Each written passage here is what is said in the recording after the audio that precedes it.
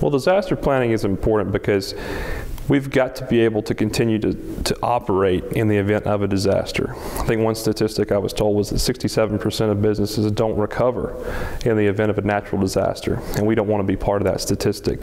We also want to be a resource to the community if there's a need to rebuild. We are a vital part of that with a lot of our contractors.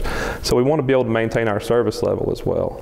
The best advice I could give is to think about your business being run without automation, without email, without telephone.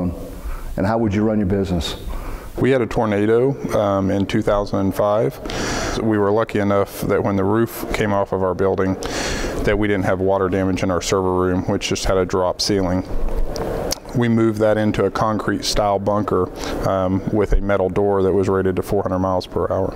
If that tornado would have caused issues with our servers, that would have essentially crippled our business because everything we have runs off of our computer system. As we began to research upgrading our ERP system, we investigated what would happen if our company were to be hit by disaster and our central server went down, and we realized that it would cause us to be out of business fairly quickly. So we have implemented a disaster recovery plan for our software system. And not only is this for the event of a natural disaster, but it could be something as simple as an electrical storm that gets past the lightning protection we have, or it could be a roof leak in our building that's on the server. It could be an accidental discharge of the sprinkler system. Even someone being malicious and going in and trying to destroy the server because they got mad at me or the owner.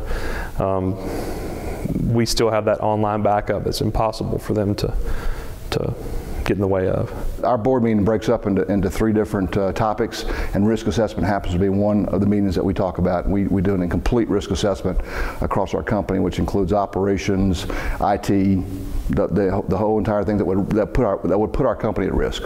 It's practiced annually. SunGuard drops in, and we download the material, we download the data, and we do a test to see how it's recovered. What we try to do is about 2 months before hurricane season, we look at everything.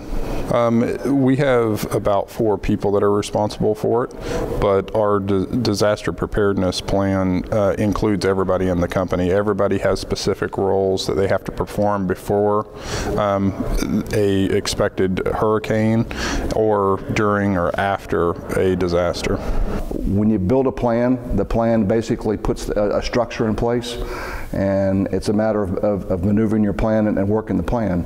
But if you don't plan ahead of that time, then you could spend weeks and money and dollars toward an effort that would not come out very well.